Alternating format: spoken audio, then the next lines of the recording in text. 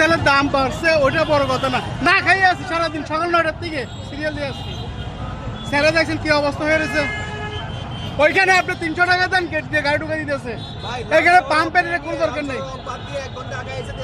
এই যে প্রতিদিনই তেলের জন্য অপেক্ষা করে তারপর কাজ করবেন কখন, কি করে সেটাই তো বলতেছি ভাই, কি করবো? আপনি সারাদিনই আজকে দাঁড়াইছেন, তাও পাইলেন না? পাই নাই আজকে, কিভাবে পাবো? আজকে সারাদিন পিআইপি দিয়ে 300 টাকা 500 টাকা দিয়ে দিকে ঢুকাইতেছে। কালকে সকালে সিরিয়াল দিতে হবে, তো আবার যেখান থেকে শেষ হচ্ছে সেখান থেকে আবার নতুন করে দিতে হবে। নতুন করে কি করবো ভাইয়া? বেলা 3টার সময় অফিস থেকে ছুটি নিয়ে আসছি তেল নিতে। এখন কি করবেন? এই যে তেল এত অপেক্ষা করে, আমার তেলের অবস্থা দেখেন আপনি, ক্যামেরায় দেখানো অবস্থা। আমি কেমনে বাসায় যাবো? আপনার বাসা কোথায়? বাসা আমার বেরিবাদ। আসলে এই যে দেখা গিয়েছে বাইরে সাইড দিয়ে যারা ঢুকেছে প্রথমে তারাই কিন্তু গেট আটকে দিয়েছে উৎসাহের সাথে। তারা কি পাম্পের মালিক? যে তারা গেট আটকাইছে, পাম্পের লোকজন কি করতেছিল?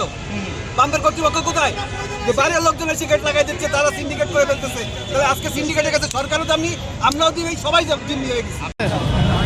সকাল 9টার থেকে দাঁড়াই আছি সিরিয়াল ধরে, সকাল 9টার থেকে। এটা কোনো মানুষ আপনার প্রাইভেট কার কি এটাই নাকি? না, ওই পিছনে। আসলে এই যে সকাল 9টা থেকে দাঁড়িয়েছেন, তেল পাচ্ছেন না, তেলের দাম কি করবেন? এটা কি করবো এখন? কিছু করার নাই। এটা হলো পাম্পের রাস্তা দাম। এখানে যারা দায়িত্ব আছে তারাই ওদিক দিয়ে আপনার বিআইপি দিতেছে। কোনো দরকার আছে?